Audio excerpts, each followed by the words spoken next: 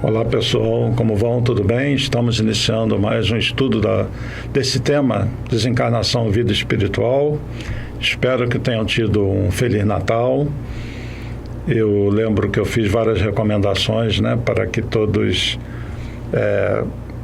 falem muito com as crianças e com os seus jovens sobre aqueles valores que Jesus ensinou.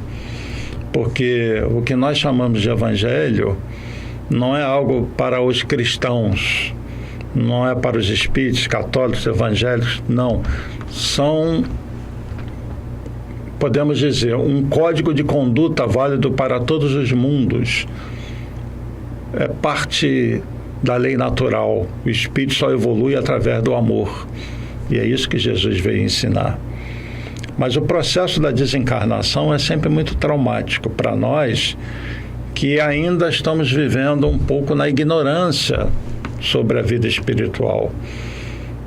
Nós temos já entre nós pessoas que são médiuns, que veem os espíritos, que recebem comunicação através dos espíritos, mas a maioria não, a maioria só tem a intuição. Mas a vida espiritual, então, é uma realidade. Depois de tudo que nós comentamos aqui, e eu só dei uma passada rápida por esse tema, hoje é o último dia, hoje é o último estudo desse tema desencarnação, vida espiritual. Em breve teremos um novo tema que será anunciado, vai ser confirmado o dia, o horário, mas hoje, então, é o último dia de reflexão sobre esse assunto, tá bom? E foi um prazer muito grande ter a atenção de vocês. Agradeço aí pelas curtidas, pelos comentários. Espero que tenha sido útil, que vai ajudar a vocês. Eu sempre tenho uma preocupação grande de que este tema sirva de conforto para aqueles que tiveram perdas importantes entre a família, os amigos, e que venham a ter essas perdas, essas partidas. E não se esqueçam de que um dia seremos nós a partir, não desse mundo, partir deste corpo. Essa é a nossa visão. O dia que nós vamos abandonar este corpo, por algum motivo que vai fazer cessar a função orgânica e o perispírito vai se separar indefinitivamente, não mais como fazemos todas as noites, em que desdobramos e voltamos, desdobramos no dia seguinte, quando dormimos. Vai chegar um dia que esse desdobramento será definitivo. Isso é a morte física, não a morte do espírito. E vamos falar um pouquinho sobre isso hoje. E é importante dizer que a vida espiritual, ela só eu não digo ruim, ela só não é muito boa, pode ser ruim para quem já não vive bem aqui.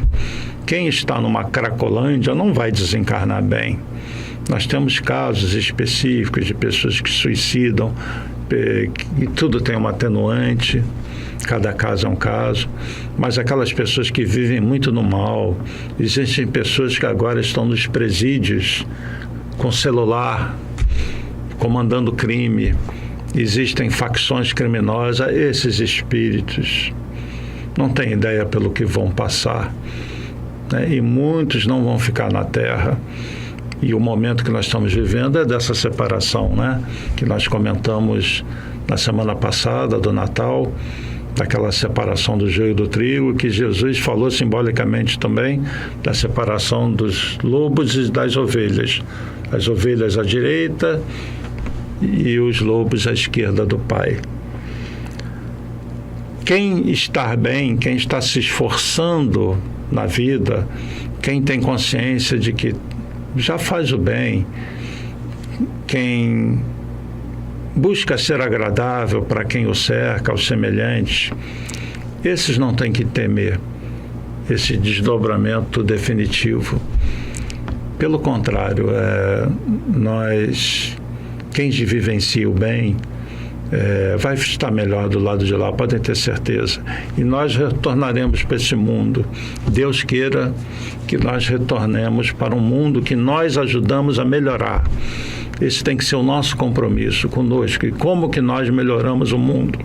Não só com as nossas ações exteriores, mas nós melhoramos o mundo quando nós nos melhoramos. Quando intimamente nós nos tornamos seres regenerados. E o mundo de regeneração é formado por seres regenerados.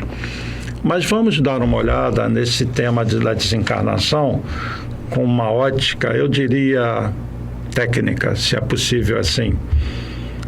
Como se dá a desencarnação? É um assunto intrigante, um assunto que requer a nossa máxima atenção, e nós temos obras muito importantes sobre esse tema.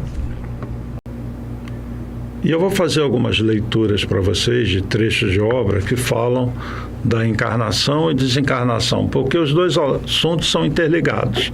Na encarnação, o corpo espiritual que já existia pega aquelas primeiras células, se agrega a elas no processo da fecundação e vai ajudando a moldar aquele corpo físico, e copia o corpo espiritual. E aquele bebezinho que vai nascer, então ele copiou o corpo espiritual, traz características do corpo espiritual e tem a influência, obviamente, da genética também. Então vai ser uma combinação. E aquele ser vai crescer e num momento qualquer da vida, que não necessariamente será na velhice, aquele ser vai abandonar aquele corpo físico de novo. Isso pode acontecer até no ventre da mãe, quando acontece o aborto, que é algo que eu não vou comentar aqui. Mas imagine aquele espírito que está se ligando, ele já está fluidicamente ligado àquela matéria que está se desenvolvendo, num determinado momento ele se sentir expulso. Isso é o aborto. Ou então aquela criancinha com 1 ano, 2 anos, às vezes com meses, que desencarna, aquela ligação ocorre ao contrário, há um desligamento daquele corpo espiritual, daquele corpo físico. Nós já falamos aí das crianças no mundo espiritual, né? Eu vou ler um pedacinho aqui dessa obra, Evolução dos Mundos, do Espírito André Luiz, uma obra complexa, capítulo 19, Alma e Reencarnação.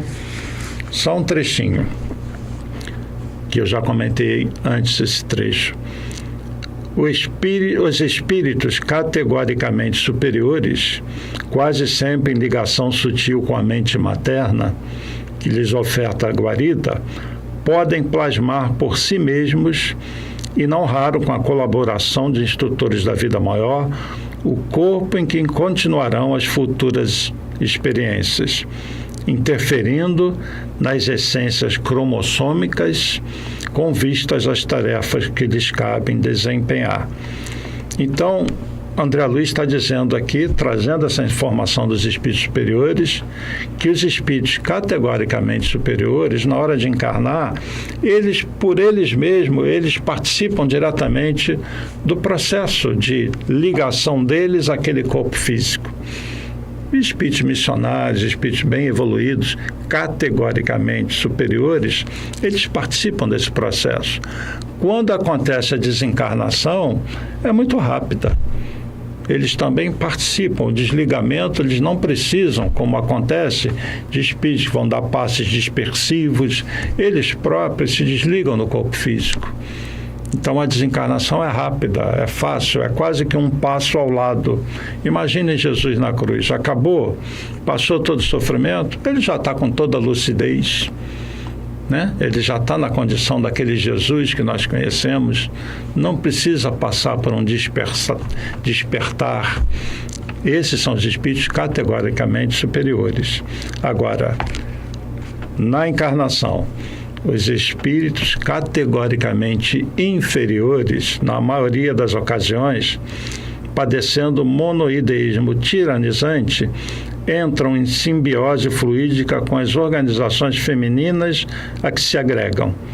experimentando o definhamento do corpo espiritual, ou o fenômeno de ovoidização, sendo inelutavelmente atraídos ao vaso uterino, em circunstâncias adequadas para a reencarnação que lhes toca, em moldes inteiramente dependentes da hereditariedade. Como acontece a semente que, após desligar-se do fruto seco, germina no solo, segundo os princípios organogênicos a que obedece, tão logo encontre o favor ambiencial. Aí tem aquele linguajar, né, mais elaborado, e a gente tem que traduzir. Quer dizer, se os espíritos categoricamente superiores, eles participam da encarnação, e na desencarnação eles se desligam, dão um passo ao lado e já estão lúcidos, os categoricamente inferiores, aqueles inferiores mesmo, no processo da encarnação, é praticamente um processo de atração fluídica e age mais a genética. E não há grande atuação da espiritualidade para a encarnação daquele espírito. Ele precisa passar por uma experiência, ele precisa passar pela dor. Não se pode esperar muito dele. Então, há uma simbiose dele com espíritos que têm um padrão mental dele. Vou dar um exemplo triste aqui.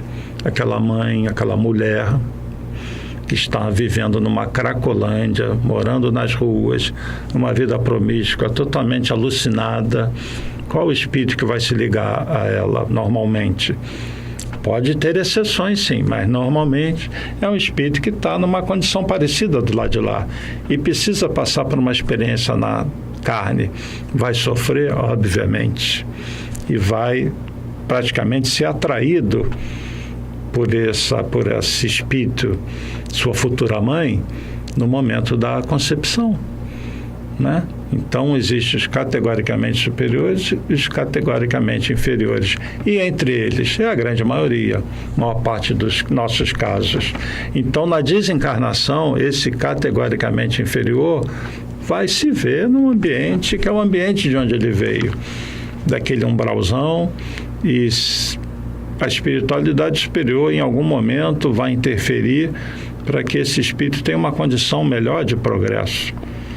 Mas entre ambas as classes, porém, contamos com milhões de espíritos medianos na evolução, portadores de créditos apreciáveis e dívidas numerosas, cuja reencarnação exige cautela de preparo e esmero de previsão. Ou seja, na maior parte dos casos, você tem espíritos que já têm algum mérito, algumas realizações, algum progresso, mas que ainda tem muitas dívidas do passado. Então, para esses, a espiritualidade precisa trabalhar mais no processo da encarnação e no processo do desligamento, da desencarnação.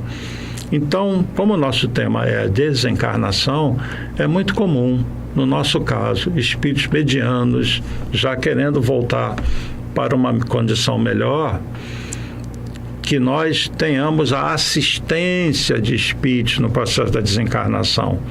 O nosso desligamento do corpo físico, que é muito variável de um para outro, conforme o progresso que o espírito fez, ele conta quase sempre com um grupo, com uma equipe, que vem, no processo da morte física, fazer o desligamento do corpo físico.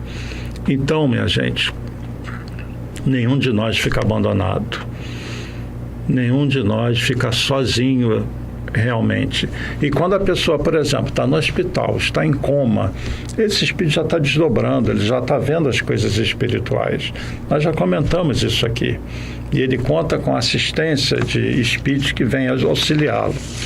Eu vou ler outro trecho que está aqui no computador, da obra, uma das obras básicas, O Céu e o Inferno, na segunda parte, capítulo 1. A causa principal da maior ou menor facilidade de desprendimento é o estado moral da alma. Então, nesse processo da desencarnação, o que conta muito é o estado moral da alma. A afinidade entre o corpo e o perispírito é proporcional ao apego à matéria. Quanto mais a mente da pessoa é voltada para as coisas materiais, ao corpo, distante das coisas espirituais, quanto maior afinidade existe entre o corpo e o perispírito, essa afinidade, né, é proporcional ao apego à matéria.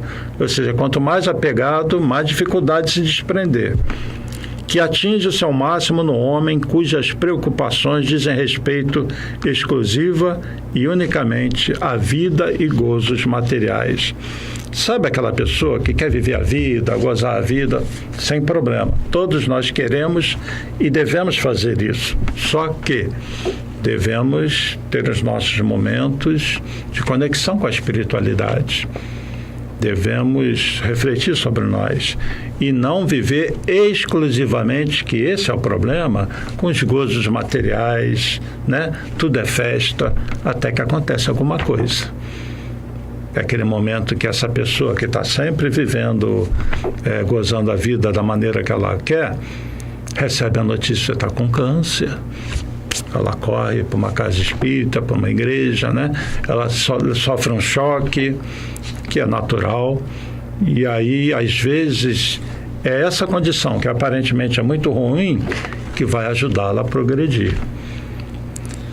Então, nós somos espíritos, eu diria assim, danadinhos. Muitos de nós precisamos da dor para despertar, porque senão é aquela criança, né? Que se você deixar, ela se lambuja de chocolate, vai comer 1 quilo de chocolate, ter dor de barriga, passar mal, porque ela não sabe se controlar.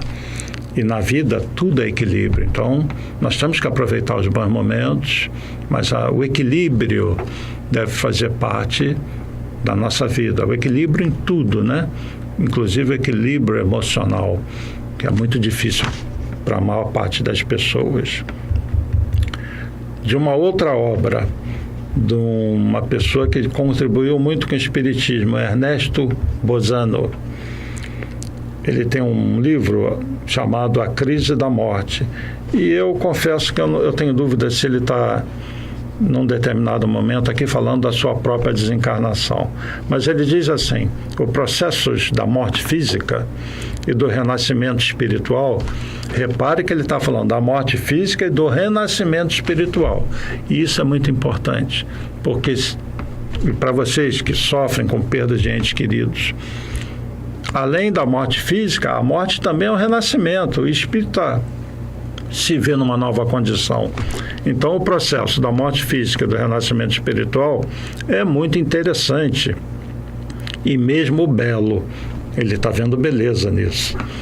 Normalmente, a partir do instante em que começa a cessação das funções corporais, processos, isso deve ser do latim, né? Que pode durar longo tempo, os sofrimentos físicos e as ansiedades do espírito cessam e ele passa gradualmente a condições de inconsciência absoluta. Porém, uma vez transposta a crise da morte, que aquele momento é a crise da morte, opera-se o pleno despertar da consciência. O morto renasce, então, para uma experiência nova e começa logo a exercitar a sua atividade em um novo meio. Percebe em volta e consegue se desprender. Que os espíritas falam muito desse tema, né? E dessa passagem. É o desencarne de Dimas. Então, as obras espíritas, elas têm coerência, porque elas falam de assuntos que vêm da espiritualidade maior. Não existem informações desencontradas. Então, o Dimas, ele desencarna e tem o apoio de um grupo, enquanto a sua mãe está lá triste ao lado dele, e ela é que prendia muito mentalmente, olha a força do pensamento, prendia muito o filho ainda ao corpo físico. Mas tem um grupo lá preparando o desenlace dele. Ele deve ter tido algum merecimento, né? Ele tem uma equipe lá bem preocupada com ele, ajudando ele a entender aquela nova situação.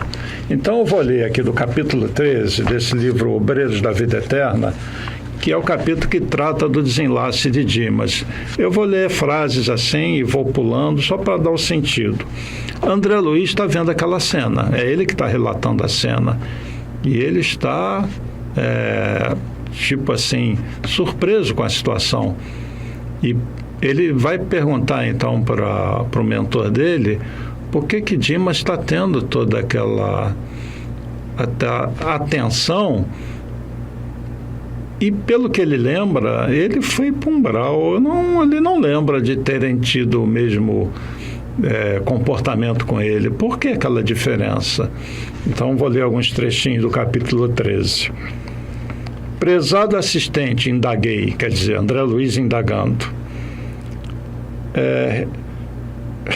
Releve-me o desejo de saber particularidades do serviço.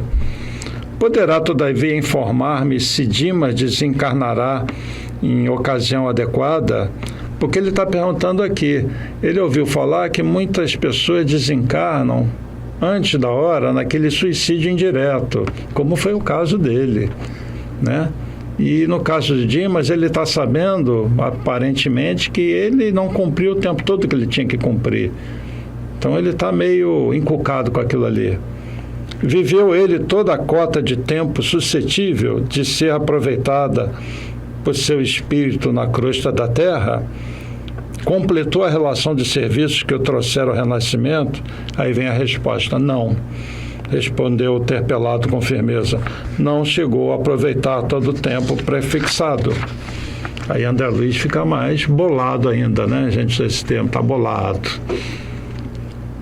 Considerei levianamente. Terá sido como fui suicida inconsciente? Aí o mentor vai tomar todo cuidado e vai falar: não, André, nosso amigo não é suicida. Ele não está dizendo, não é o seu caso, né? Ele está sendo muito sutil. Não é um suicida. Mas aí André Luiz, insatisfeito, fixa Dimas e pergunta de novo: mas se Dimas não aproveitou todo o tempo de que dispunha, não terá também desperdiçado a oportunidade como aconteceu a mim mesmo? O interlocutor então estampou no semblante leve um sorriso e falou: não conheço seu passado, André, e acredito que as melhores intenções terão movido suas atividades no pretérito. Aí, pulando aqui um trechinho, Dimas não conseguiu preencher toda a cota de tempo que lhe era lícito utilizar em virtude do ambiente de sacrifício que lhe dominou os dias na existência a termo. Acostumado desde a infância à luta sem mimos, desenvolveu o corpo entre deveres e abnegações incessantes. Desfavorecido de qualquer vantagem material, no princípio, conheceu ásperas obrigações para ganhar a intimidade com as leituras mais simples.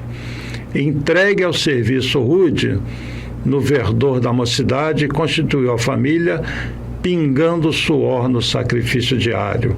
Passou a vida em submissão a regulamentos, conquistando a subsistência com enorme despesa de energia. Mesmo assim, encontrou recurso para dedicar-se aos que gemem e sofrem nos planos mais baixos que o dele.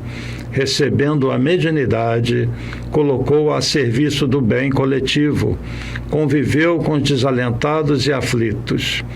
E pulando aqui, converteu-se em refúgio de enfermos do corpo e da alma. Perdeu quase integralmente o conforto da vida social, privou-se de estudos, prejudicou as células físicas no acúmulo de serviço obrigatório e acelerado. Epa, aí André Luiz deve ter se tocado, né? Ele está desencarnando um pouquinho antes do tempo, porque ele trabalhou demais em favor dos outros. Ele tinha uma condição de vida muito difícil. Mesmo assim, ele se dedicou além da conta. E aí ele vai continuar a explicação e André Luiz volta a falar. Interrompeu-se o orientador. E como me sentisse fundamente envergonhado, ele fala: a condição dele não é a mesma da minha.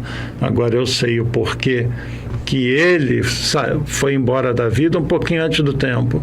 Ele se dedicou demais aos outros. Ele se sacrificou, ele não tinha uma vida confortável. Já eu, um médico rico, parti pela sífilis, por uma vida desregrada, então ele se mostra aqui envergonhado, né? pelo paralelo que inadvertidamente estabelecera.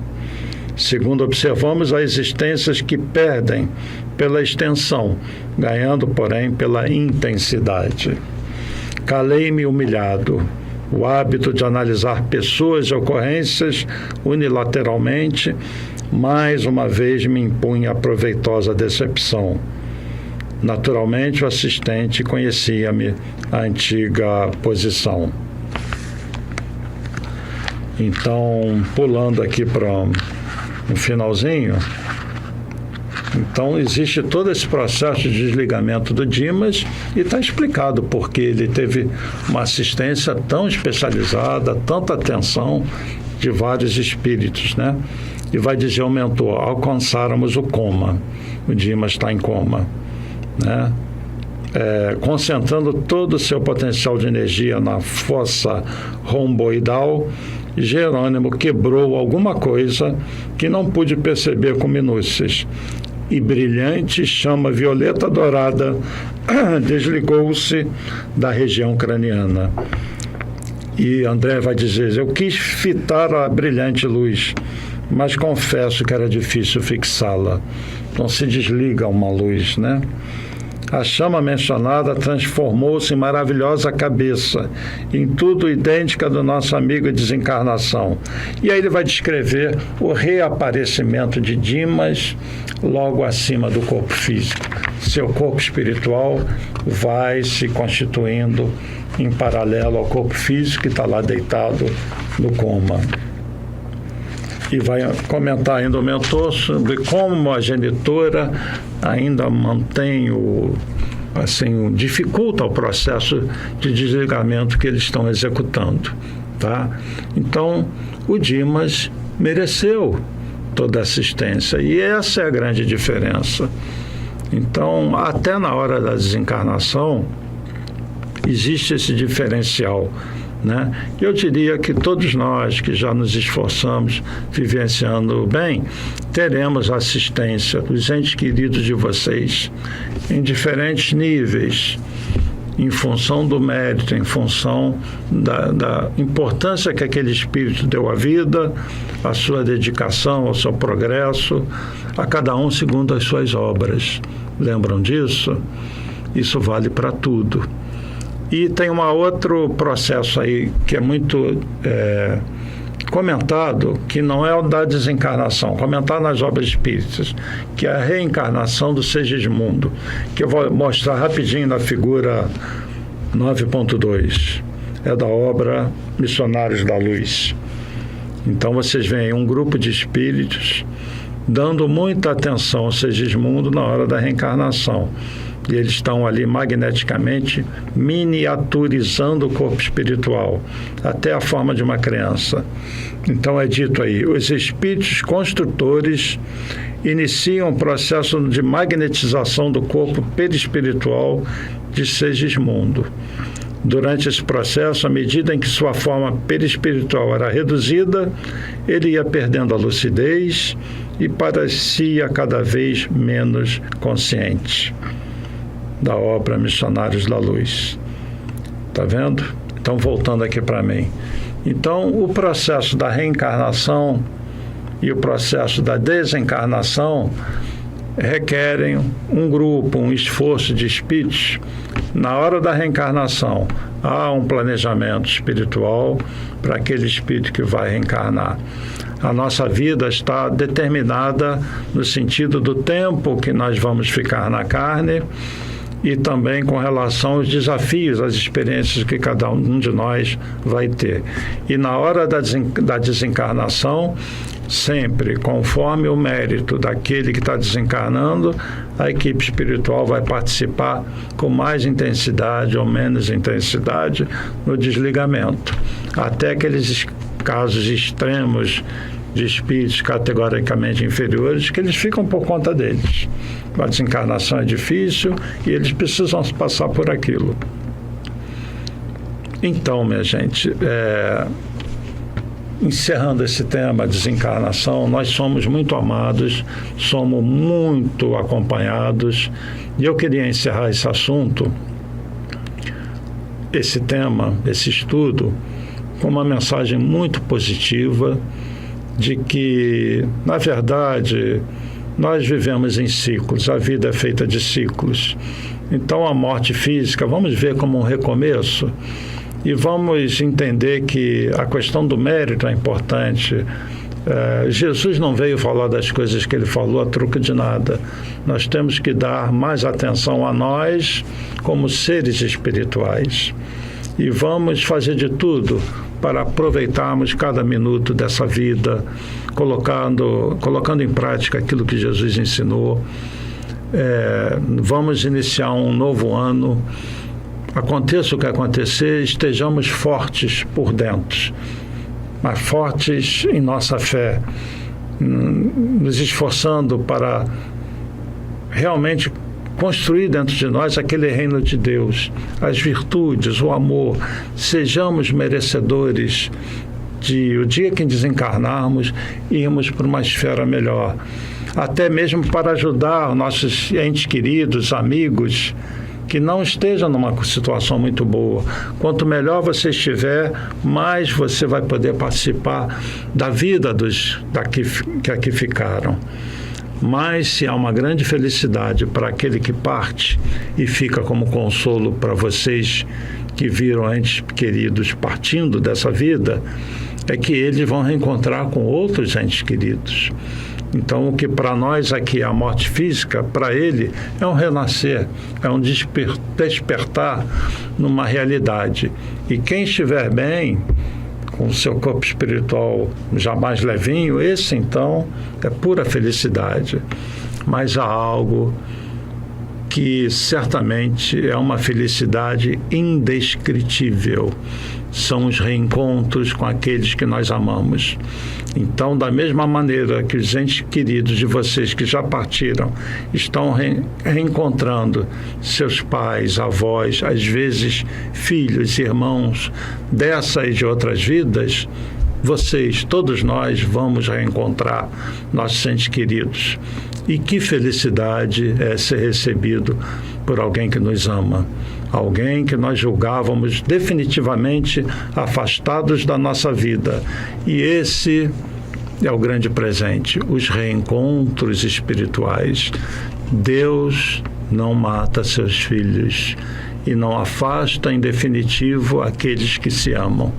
E eu queria encerrar esse estudo com um reencontro muito conhecido, que considerem que vale para todos nós. É o reencontro do próprio André Luiz, quando está despertando para essa nova realidade na colônia Nosso Lar, e ele vai procurar o ministro de Nosso Lar preocupado em vir à Terra para ver a família que aqui ficou. Vejam que do lado de lá nós nos preocupamos, sentimos falta também, sentimos saudade daqueles que aqui ficam.